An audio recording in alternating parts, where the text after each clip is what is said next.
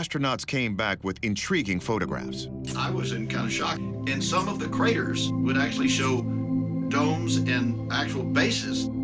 Bases on the moon? Ken's talking about these rounded dome-shaped objects in the middle of one of the craters. But what's even more shocking, Ken says when he asked his boss about the photos, he was told to stop asking. And we argued a little bit. He finally said, I don't care what you do, just get rid of those pictures that were taken. Is it a cover-up? One thing is certain, Ken's not the only person to believe there's been alien activity on the moon. Take a look at these photos. Some believe this looks like vehicle tracks. How did these things get there? Journalist Alexis Brooks says some believe they could be the work of an ancient interstellar civilization called the Anunnaki. Their technology is said to be integral in the structures that we're familiar with today, like the pyramids.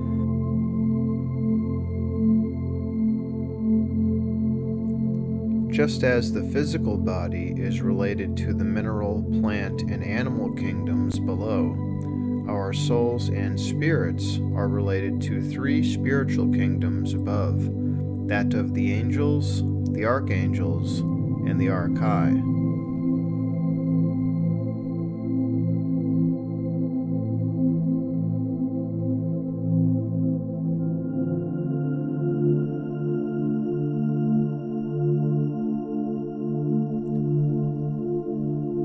Now there was a day when the sons of God came to present themselves before the Lord, and Satan came also among them. And the Lord said unto Satan, Whence comest thou? Then Satan answered the Lord and said, From going to and fro in the earth, and from walking up and down in it. And the Lord said unto Satan, Hast thou considered my servant Job, that there is none like him in the earth, a perfect and upright man, one that feareth God and escheweth evil? Then Satan answered the Lord and said, Doth Job fear God for naught? Hast not thou made an hedge about him, and about his house, and about all that he hath on every side?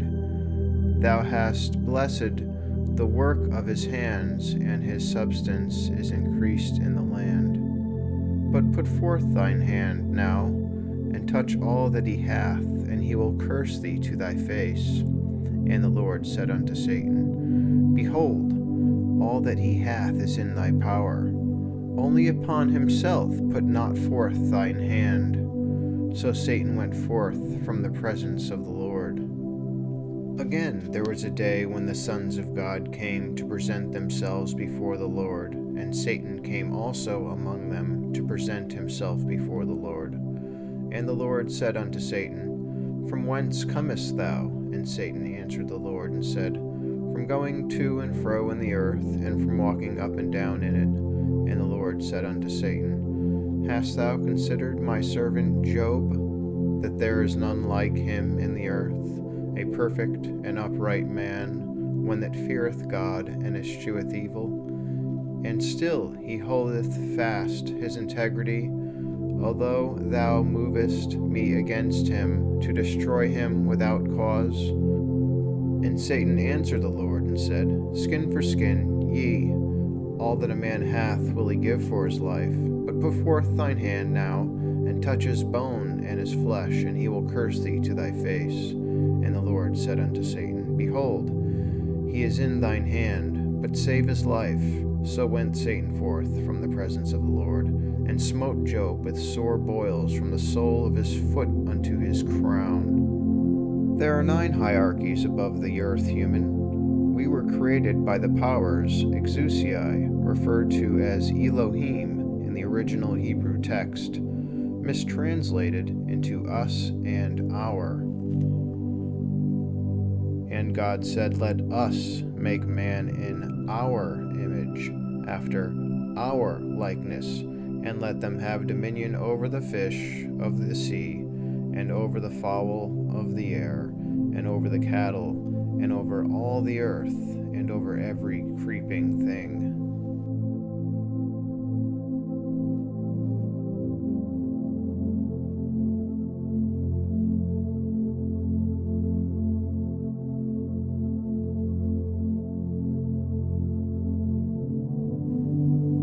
Not only are we related directly to the three hierarchies immediately above us, but in spiritual science we learn that the angels were once human, and in the future humanity will be at the stage of the angels.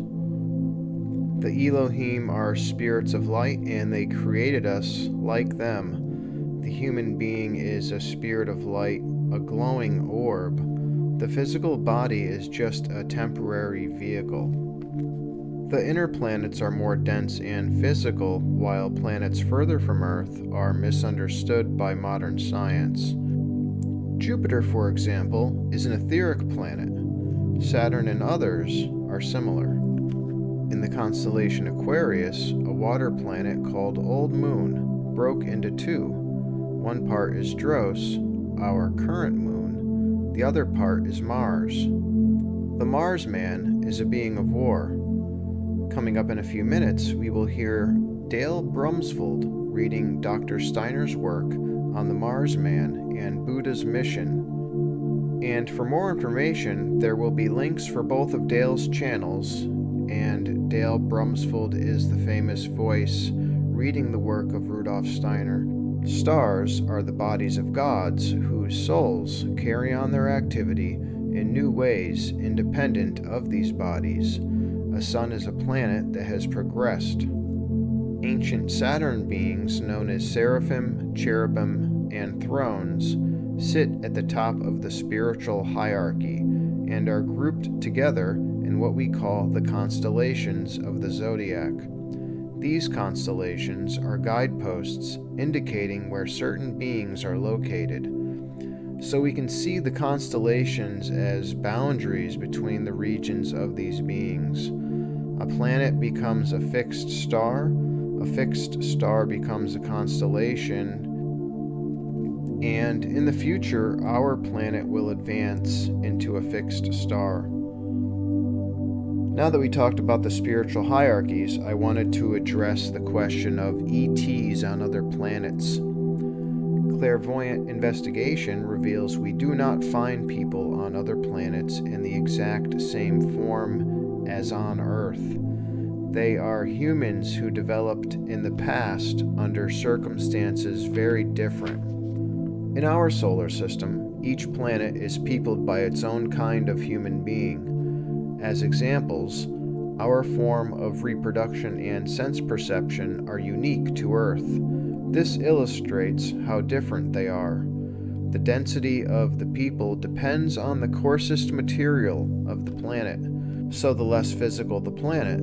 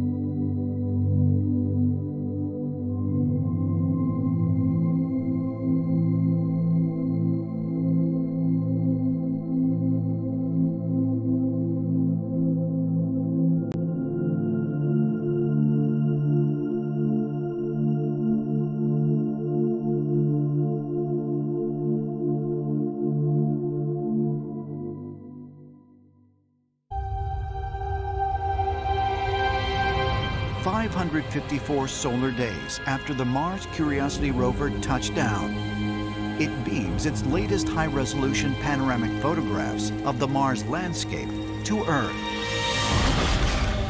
Upon inspection, amateur archaeologists announce a startling discovery: what appears to be an effigy located at the Dingo Gap, resembling a human statue.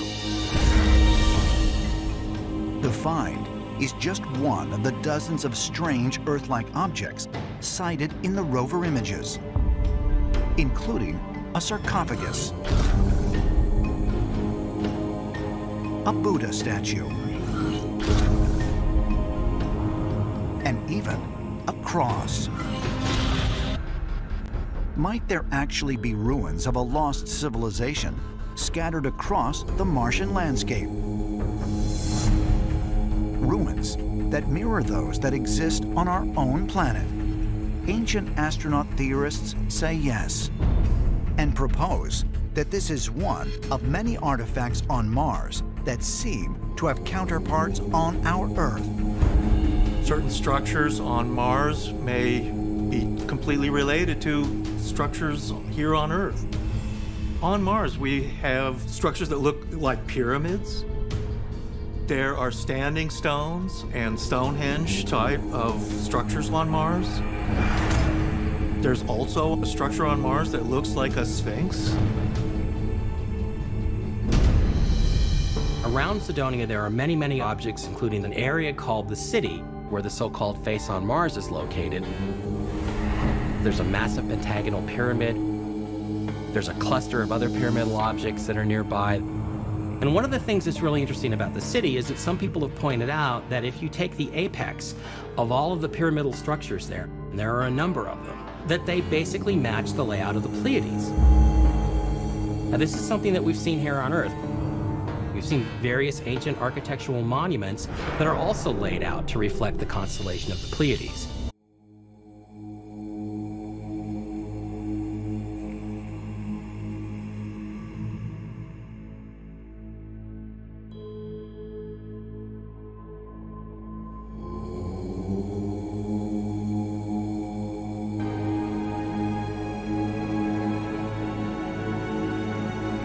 The Buddha and Christ.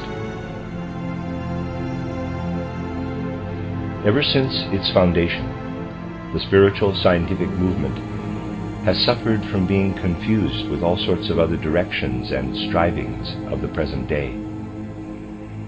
Particularly, it is accused of trying to transplant certain Oriental spiritual streams, especially that of Buddhism, into Western culture. Therefore, our subject today has a special relevance for spiritual research. We are going to consider the significance of the Buddhist religion on the one hand, and that of Christianity on the other, from the standpoint of spiritual science. Those of you who have often attended these lectures will know that we shall be making our study in a scientific way, and ranging widely over world events from the point of view of spiritual life. Anyone who has thought at all seriously about Buddhism will know that its founder, Gautama Buddha, always refused to answer questions concerning the evolution of the world and the foundations of our human existence. He wished to speak only about the means by which human beings could achieve a way of existence that would be satisfying in itself. This fact alone should be enough to distinguish Buddhism from spiritual science. For spiritual science never refuses to speak about world origins and the great facts of evolution.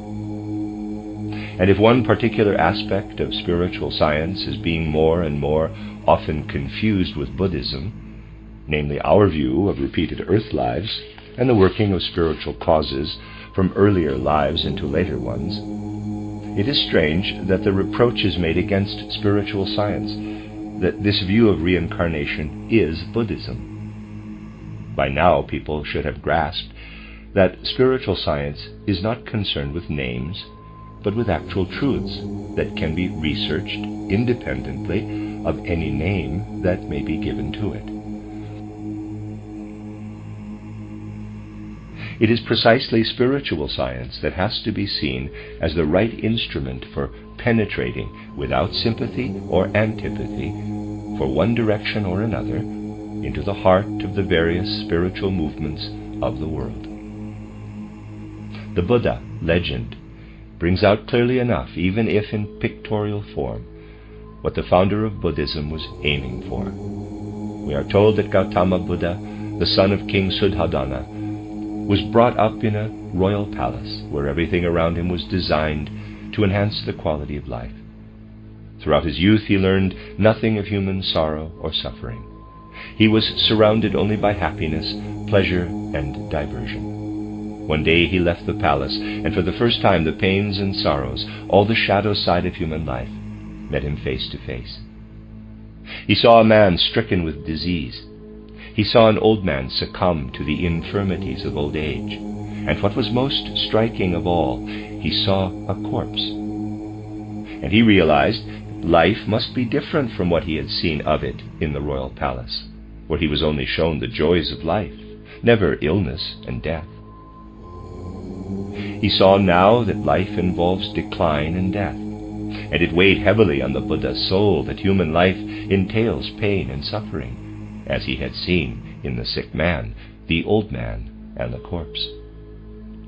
For he said to himself, what is life worth if old age, sickness, and death are an inescapable part of it?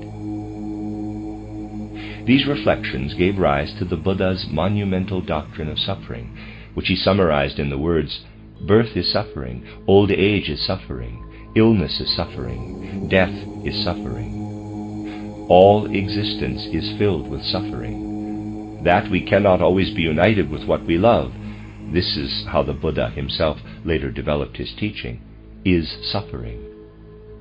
That we have to be united with what we do not love is suffering. That we cannot attain in every sphere of life what we want and desire is suffering. Thus there is suffering wherever we look. Even though the word suffering, as used by the Buddha, did not have quite the meaning it has today, it did mean that human beings are exposed on all sides to whatever impinges on them from outside, against which they can muster no effective counterforces. Life is suffering, and therefore, said the Buddha, we must investigate the causes of suffering. And he became aware of the phenomenon he called the thirst for existence. If we see suffering wherever we look, then human beings are bound to encounter suffering just by coming into this world of suffering. Why do they have to suffer in this way? The reason is that they have an urge, a thirst, for incarnation into this world. The passionate desire to leave the spiritual world and enter physical corporeality and perceive the physical world is the basic cause of human existence. Therefore, there is only one way of being released from suffering, and that is to combat the thirst for existence. And this can be done by learning to follow the Eightfold Path, in accordance with the teaching of the great Buddha. This is usually taken to embrace the right insight, the right aims, the right speech, the right actions, the right living, the right endeavor, the right thoughts, and the right meditation. By taking hold of life and relating to it the right way, human beings will, according to Buddha, gradually be brought to the point where they can kill off the thirst for existence, which will finally enable them no longer to have to descend into physical incarnation, and they will be released from an existence full of suffering. These are, according to Buddha, the four holy truths. Number 1, knowledge of suffering. Number 2, knowledge of the causes of suffering. Number 3, knowledge of the need to end suffering. Number 4, knowledge of the means to end suffering. These are the four holy truths that were proclaimed by the Buddha in his great sermon at Benares from the 5th to the 6th century BC after his illumination under the Bodhi tree. It would obviously not be right to call Christianity a religion of redemption in the same sense as Buddhism. If we wish, from this standpoint, to put Christianity in its right relationship to Buddhism, we could call it a religion of rebirth. For Christianity is based on a recognition that the value of an individual bears fruits which are of importance and value for the innermost core of the human being, and are carried over into a new life where they spring to life on a higher level of fulfillment. All that we experience and extract from a single life appears again and again, becoming more and more perfected, until it appears at last in its spiritual form. Even the least significant elements in our existence, if they are taken up into the spirit, are reawakened on an ever more perfect level and become a part of our spiritual being.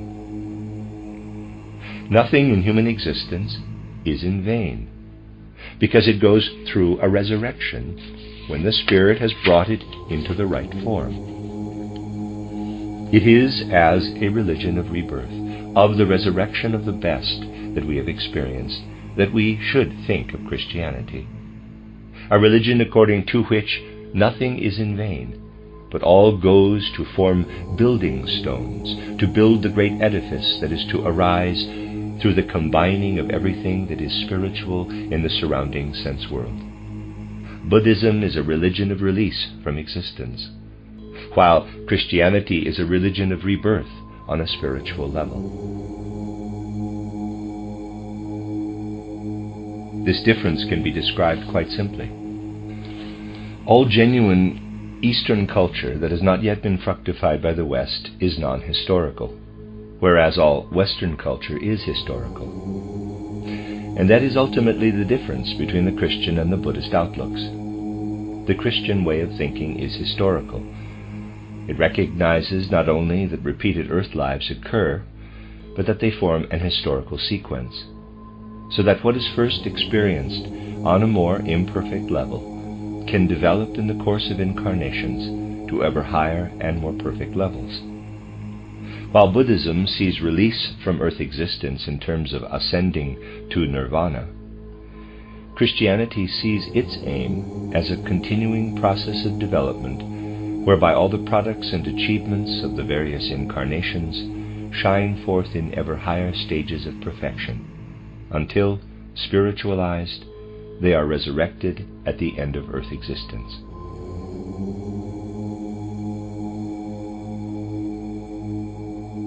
Buddhism will always emphasize that the outer world is Maya, illusion. Christianity, on the contrary, says that human beings may in the first instance believe that what they see of the outer world is an illusion. But this is dependent on the fact that human beings' organs are so constituted that they cannot see through the external veil to the spiritual world.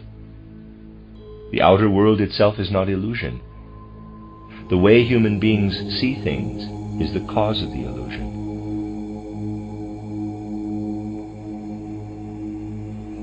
The reason why we are surrounded by Maya is not because the outer world is Maya, but because human beings are imperfect beings who have not yet been able to see the world as it really is. And when John the Baptist proclaimed, "The kingdom of heaven is at hand," he was simply using a technical expression for abilities human beings acquired when they began to obtain knowledge of the world in conscious self-awareness and no longer through inspirations. The Baptist's call means that knowledge of the world in concepts and ideas is approaching. Human beings are no longer dependent on the old clairvoyance, but can investigate and understand the world for themselves. And this mightiest of impulses, to obtain knowledge by way of their I, capital, and not through inspirations, was given by the Christ. Therefore, right from the very first words of the Sermon on the Mount, there is something very profound that might be interpreted as, human beings are now at the stage where they are beggars for the Spirit. In the past, they had clairvoyant vision and could look into the spiritual world. This has now gone.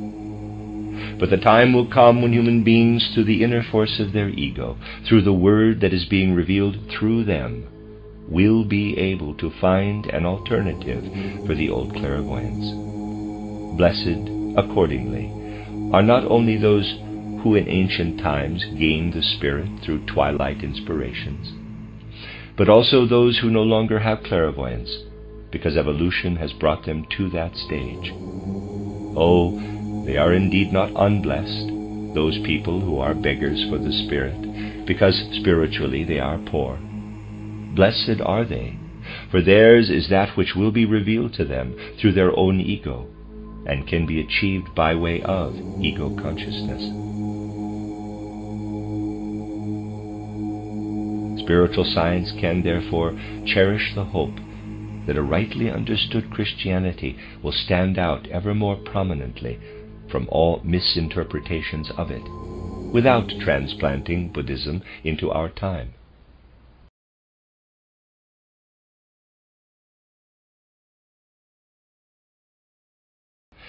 Whilst human beings all over the earth are born again, and can thus always come to an experience of the Christ impulse in their incarnations after the time of Christ, the Buddha attained in pre-Christian times the stage of evolution which removed from him the necessity of returning any more into an earthly body. This means that the Buddha belongs, therefore, to the very small number of human beings who lived on the earth and then left it before Christ came. And you may want to know, what is the relation of the Christ to Buddha? Apart from what I mentioned yesterday, that Buddha shone down from higher worlds into the astral body of the Luke Jesus child, how do the Christ and the Buddha stand to one another? Is it actually so that Buddha left the earth before Christ was on the earth? That he took his way to Mars, so that the Buddha and Christ, so to speak, passed one another? Only with the help of deep occult knowledge can we hope to solve this problem. Recall in thought all that I have been telling you. I explained to you how the Christ was united with the Son.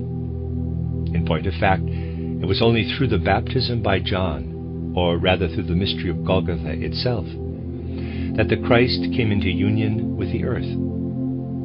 The Christ is, therefore, a Son Spirit, and we have to look for him before the mystery of Golgotha took place on earth, in close connection with his kingdom, the Son. Zarathustra sought him there. And it is during the time when Christ is working as ruler in the kingdom of the Son, when he has not yet extended his rulership to the earth, at all events not yet by means of his impulse, that the life of Buddha takes its course on earth. And now we must turn back to the earlier incarnations of Buddha, if we would arrive at the truth in this matter.